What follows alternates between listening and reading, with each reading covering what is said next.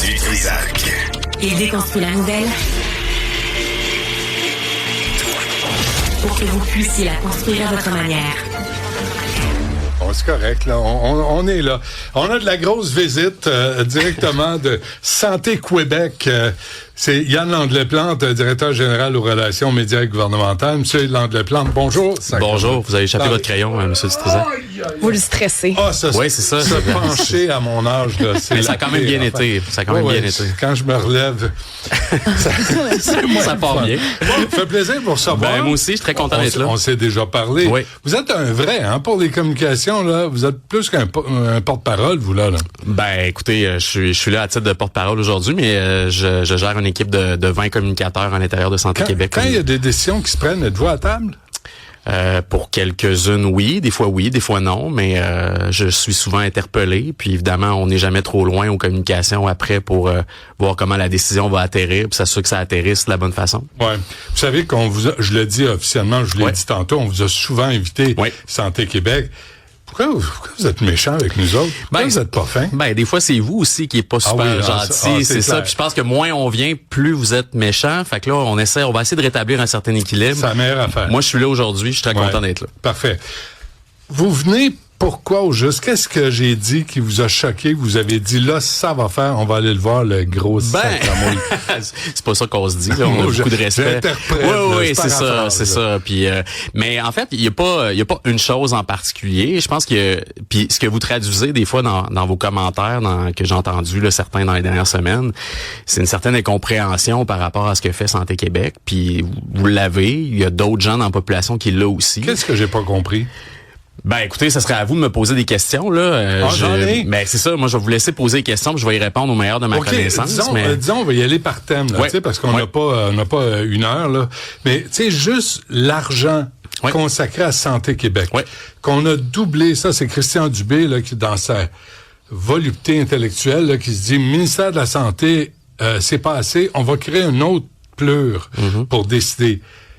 Là, c'est beaucoup d'argent, là. Tu sais, 652 000 pour Geneviève Biron, qui a jamais travaillé dans le milieu de la santé, qui a hérité du laboratoire de son père.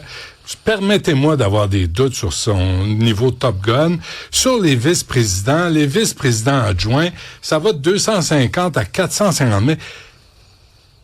Vous devez admettre qu'il y a beaucoup d'argent là-dedans qui va pas sur le terrain. Ben, le budget de la santé, le budget d'opération de Santé Québec, là, c'est 45 milliards. Je sais. 45 milliards. Puis si on prend les mêmes titres d'emploi, puis on les amène dans le secteur privé, Santé Québec, là, c'est 30 établissements, dont certains sont plus gros qu'Hydro-Québec. Mais pourquoi privé? Pourquoi on compare au privé? Ben, je compare au privé. Si on gérait une business de la taille de Santé Québec dans le privé, là, les salaires seraient drôlement plus élevés. On parle pas de ça, là. On parle d'un ministère, de fonctionnaires qui faisait un job avant. Oui, mais si vous regardez, maintenant on est une société d'État. Si on regarde ce qui se faisait avant au ministère, on a décidé de se donner une société d'État pour gérer les opérations. Puis là, l'image de Top Gun, puis même ma PDG a eu l'occasion de le dire dans plusieurs entrevues, tu sais, pour nous autres, Top Gun, là, c'est un film de Tom Cruise puis Marty McGillis en 87. Là, tu sais, moi, je me rappelle pas de son nom, mais elle était blonde. Là, je me rappelle tomber en amour avec Tom Cruise. Mais ceci étant dit, on fera pas le synopsis du film ensemble. Mais une société d'État, si on regarde, on se compare par exemple à Hydro-Québec, les salaires sont en bas d'Hydro-Québec. Ça prend des bonnes personnes, des gens avec un prix du marché aussi, là, tu sais, pour gérer un réseau de 325 000 employés, de 30 établissements. Mais on le faisait avant avec des fonctionnaires. Là, tout à coup, ça marchait plus. Mais ça marche pas plus avec Santé Québec. Ben, le temps d'attendre... on va se parler on se parle des vraies affaires. De la vraie vie, là, M. Landleplante. Oui. Le temps d'attendre dans les urgences, le service à domicile, il y a rien qui a été réglé. Ben, il y a des choses qui avancent, par exemple. Puis le problème aussi, puis vous le savez, vous êtes dans le métier depuis assez longtemps, les attentes étaient au plafond quand on est arrivé. C'est comme si dans la nuit du 30 novembre 2000, un peu, les attentes étaient quand même fortes. Là. Non, on veut juste plus attendre 28 ans. C'est normal. Moi, je suis tanné d'attendre aussi, puis vous êtes tanné d'attendre, vos auditeurs sont tannés d'attendre, mais c'est comme si dans la nuit du 30 novembre 2024 au 1er décembre 2024, là, comme par magie, là, on aurait complètement changé. Non, je vous laisse pas dire ça. Puis je les connais, les trucs. Là. On n'est pas parfait. par magie, je veux pas entendre ça, M. Plante. Ayez plus de respect pour mes auditeurs. J'ai beaucoup de respect pour vous et vos auditeurs. Je le sais, mais parlez-moi pas de même. On demande pas de magie, on demande pas de perfection, on demande juste de la compétence, de l'intégrité. On s'entend-tu là-dessus? C'est parfait. Puis il y a des chiffres qui ont avancé. Là. Je reviens à ce que vous disiez au départ. 3000 patients de moins en attente d'une chirurgie depuis plus d'1 an. On a fait fondre la liste d'attente. Puis c'est pas juste en faisant du ménage dans un fichier Excel. C'est en mettant en place des bonnes pratiques. Ça, c'est un exemple. 5000 personnes de moins qui attendent pour un service de soutien à domicile. C'est quand même pas mal, là, dans un contexte budgétaire qui a pas été facile. Puis je cherche pas à vous faire pleurer avec ça. Puis 100 000 visites non urgentes de moins à l'urgence. Ça veut dire qu'il y a un petit peu plus d'accès. Ça veut dire qu'il y a des P4, P5 qu'on appelle. Non, ça veut dire qu'il y a bien du monde qui quitte l'urgence sans Ça, c'est vrai aussi. Mais c'est un problème, on peut regarder le verre à moitié vide ou à moitié plein. Non, ni un ni l'autre. On peut regarder la réalité. Puis là-dessus, j'ai pas les chiffres, là, parce que je suis pas là-dedans en temps plein. J'ai mis un dossier à gérer, mais il y a une proportion de gens qui se présentent à l'urgence parce qu'ils n'ont nulle part d'autre à aller. Les cliniques sont fermées. Puis ils n'ont pas de médecin de famille. C'est sûr, mais l'accès, ça reste la plus grande priorité. Puis là, c'est là-dessus. Là, on commence à faire bouger le mammouth. Là. Vous l'appelez souvent le mammouth. Là. On commence à le faire avancer. On a avancé. Ben, je pense que vous l'avez déjà, peut-être, ou d'autres, peut-être, là, je veux pas vous mettre des mots dans la bouche, mais le réseau se met en mouvement, mais ça fait 40 ans qu'on cherche des solutions, que peu importe la couleur du parti politique au pouvoir, on cherche à trouver une façon d'arranger les affaires. Là, mais je pense que c'est ça, j'ai mis le doigt dessus, M. Andlé Plante, c'est les 40 ans de réforme, de changement, de nouvelles idées brillantes, d'un ministre qui a tout compris, il va centraliser, va décentraliser, mais nous, l'autre bord, là, nos parents, nos enfants, vous-même, vous êtes un citoyen aussi, là, vous avez une famille. Là, tu dis, avec l'argent qu'on met dans la santé, comment ça fait qu'on n'a pas de meilleurs résultats? Avec l'argent qu'on a, puis tu sais, tu poses la question au ministre de la Santé, puis on n'a pas plus de réponses. Dans une urgence, comment ça fait qu'il n'y a pas 3 médecins à temps plein? Pourquoi il y a un médecin, puis il est en train de traiter une crise cardiaque, toi, tu as le bras cassé, puis tu attends 22 heures. Là, tu dis, ça n'a aucun sens. Mais c'est parce que on regarde toujours, puis je veux pas, tu sais, puis je pense que vous le savez aussi, mais tu sais, l'urgence, c'est le symptôme de d'autres choses. C'est qu'on n'est pas capable de libérer des lits, par exemple, sur les étages. C'est une espèce de roue. Barrette me disait ça il y a 20 ans. Je sais, mais ça reste que la situation est telle quelle. Là, il faut s'attaquer à ça, mais en même temps, quand on éteint ce feu-là, il y en a un autre qui allume. Fait qu'on essaie de faire tout ça en même temps. Mais c'est sûr, mais sur quoi on va s'entendre? Mais sur quoi on va s'entendre, M. Dutrisac? C'est que c'est clair, avec 45 milliards de budget d'opération, il faut faire mieux, puis il faut faire plus. Ça, c'est clair. Puis c'est le message que Mme Biron puis l'équipe de direction chez nous passe aux équipes sur le terrain à chaque occasion qu'ils en ont, à chaque occasion qu'ils ont. Il y a Mme Dugas qui a pris les commandes des finances de Santé Québec à l'été 2024. Là, elle a dit, on va couper 1,5 milliard. C'est pas Mme Dugas qui a décidé de couper 1,5 milliard. C'est une décision du gouvernement. Okay. Mais elle l'applique. Pas le choix. OK. Puis là, c'était 1 milliard. Puis là, c'était 1,5. On a réussi à récupérer à peu près 750 millions d'un 1,5 là. Ouais, mais en ayant des salaires Santé Québec, vous avez coupé où? Vous avez coupé sur le terrain? Une grosse partie de ça qui était en fait l'arrêt de la MOI, là, de la main-d'œuvre indépendante. Là. Tu sais, quand il y avait des besoins au privé, ça nous a permis de récupérer des sommes. Fait qu'on est arrivé à peu près à moitié de l'objectif d'1,5. Puis surtout, Mme Dugas, ce qu'elle a fait, c'est qu'elle a complètement transformé la manière de réfléchir le financement des établissements. Mais c'est vrai que vous avez pris pour 1,7 million de consultants? Vous parlez de quel secteur? La Santé Québec, là. Il y a dans le budget 1,7 million. Il y a eu des consultants, c'est sûr. C'est là où moi je décroche. Okay. Où je débarque. De quelle façon vous décrochez? Ben, parce que vous dites, faut les payer comme il faut. C'est les meilleurs dans l'industrie.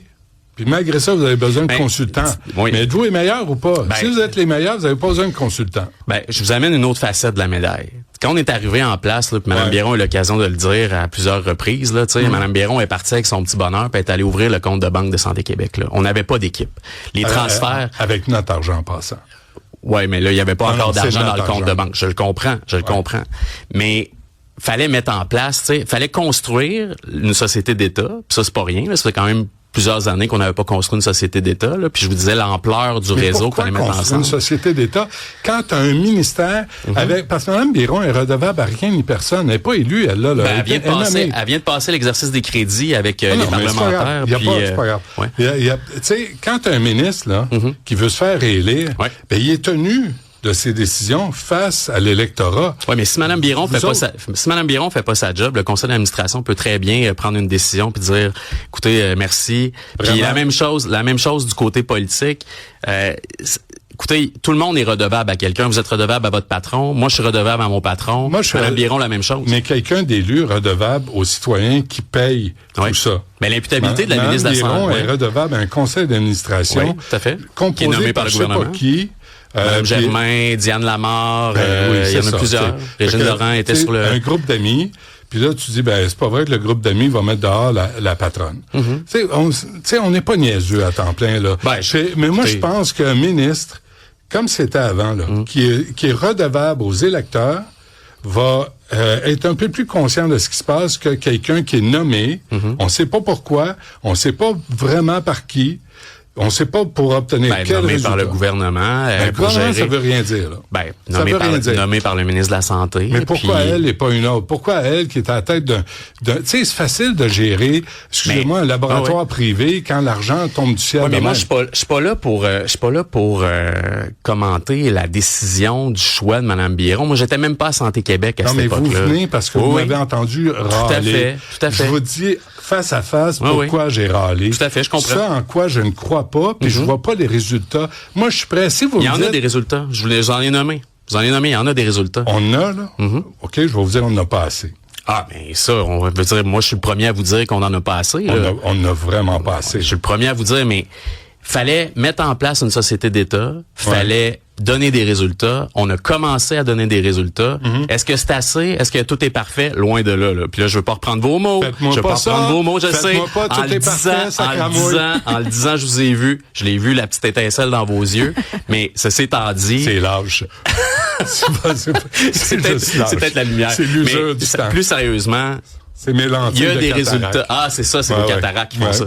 Mais ce que je veux vous dire, en fait, là, c'est que fallait mâcher de la gomme puis marcher en même temps. Ce qui veut dire mettre une nouvelle machine, qu'on soit d'accord ou pas, là, fallait le faire pareil. Fallait mettre une nouvelle machine en place, puis en même temps obtenir des résultats, puis on a commencé à en avoir. Là, il me reste peu de temps. 2 affaires importantes. Il va falloir que je revienne, là. Il va falloir que vous reveniez.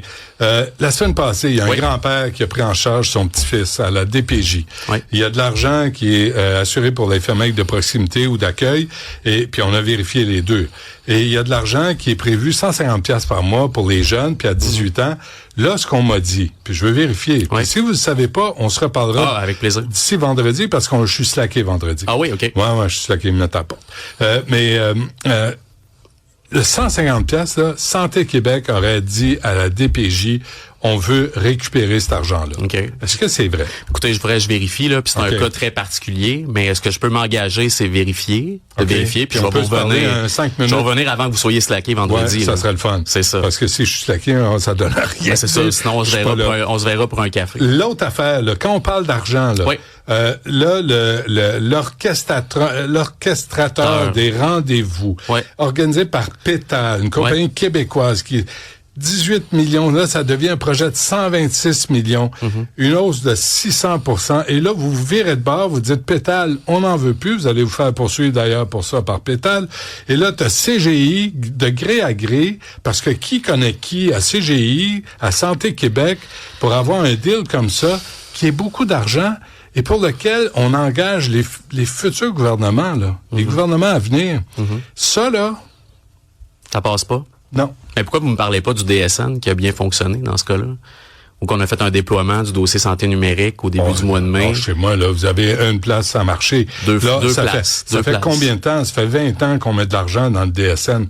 Là, tout 20 ans, c'est beaucoup, là, mais je dirais 5-6 ans. Non. Hey. 20 ans, non. Hey, ça fait 5-6 ans que les équipes travaillent sur le projet. J'étais chez Prix Nobel au début de la radio. En 2008. Puis on parlait du dossier Santé Québec. Puis là, on était rendu à 5 directeurs qui changeaient. Je sais, mais c'est parce que je comprends votre point, mais tu sais, la transformation numérique, là, c'est compliqué. On l'a vu, là, il y a un dossier, je nommerai pas le nom, là, qui a défrayé la manchette pendant longtemps, puis probablement avec raison. Ça clique?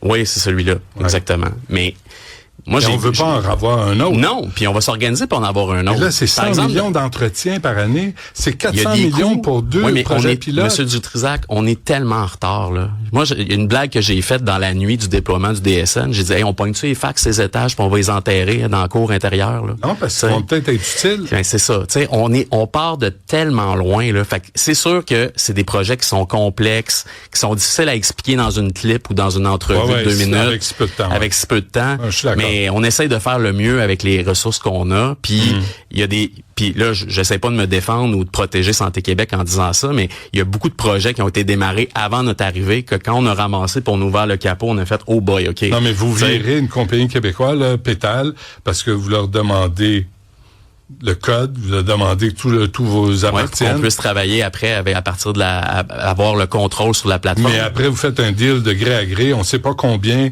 avec CGI. On sait pas pourquoi. De quel deal vous parlez avec CGI? Là, CGI va prendre la relève pour l'orchestrateur de rendez-vous. Ouais. Hein? Ce qui était déjà fait. Là, ils vont refaire la même job pour laquelle on a déjà payé. Vous trouvez pas que c'est aberrant puis c'est du casse-pied? On dirait que l'argent pour Santé Québec, ça pousse dans les arbres. Non, ça pousse pas dans les arbres. Puis le budget de 45 milliards, là, moi je connais, tu sais, j'ai l'occasion de travailler souvent avec Madame Dugas, là, qui en est responsable, puis les équipes. Là. Le travail qui était fait dans la dernière année, il est colossal. Tu sais, on avait un budget qui était historiquement, on se posait pas de questions, on regardait pas la performance, on savait pas, on suivait pas les budgets, c'était des Mais là, fichiers vous me Excel. répondez pas sur CGI, là. Non, mais pourquoi eux autres? Pourquoi de gré à gré? C'est un dossier qui est complexe. Moi, je suis loin d'être un spécialiste de ces questions-là. J'accepte ça. Mais ce que je peux vous dire, c'est que tous les projets de développement, de transformation numérique sont importants. Le réseau est en retard de plusieurs années, voire plusieurs décennies. OK, mais là, vous me répondez rien, M. Landry. Ben non, je pense pas. Non, vous me répondez rien. C'est en retard. Je comprends tout ça. C'est peut-être pas ce que moi, ma question, c'est pourquoi CGI?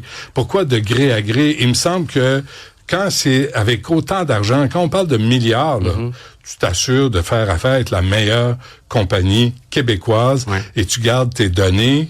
Tu donnes pas ça à une compagnie américaine qui peut mettre la main dessus et augmenter les frais comme c'est fait, là, comme M. Le Bouillonnec a dit en commission parlementaire, augmenter de 300-400%. Là, on se met à la merci d'une compagnie américaine. Oui, mais je vous donne un contre-exemple. Par exemple, dans le DSN, notre PDG a eu l'occasion de dire récemment, c'est pas vrai qu'on va s'attacher les mains avec un seul fournisseur. Tu sais, fait on va pour ce déploiement-là, parce qu'il faudra le faire à un moment donné dans l'ensemble du réseau. On va aller chercher plusieurs joueurs. On va travailler sur l'interopérabilité, là, un grand mot qui veut dire connecter. Je vais être capable de le dire comme il faut en plus, mais de connecter les carrés d'un cercle pour que ça marche à travers le réseau. Mais c'est vraiment complexe ce type de projet-là. Puis je veux pas me mettre le bras dans le tordeur puis vous dire, tu sais, vous parlez à travers mon chapeau. On aura l'occasion de s'en reparler si vous voulez qu'on parle spécifiquement de ce projet-là. Mais c'est complexe la transformation numérique. Parfait. OK. Yann Landry-Plante de Santé Québec. Merci de votre visite. Merci. Je suis très content. C'était presque agréable. C'était presque agréable. C'était presque agréable. On va refaire ça. Merci beaucoup. Merci. Salut. Salut.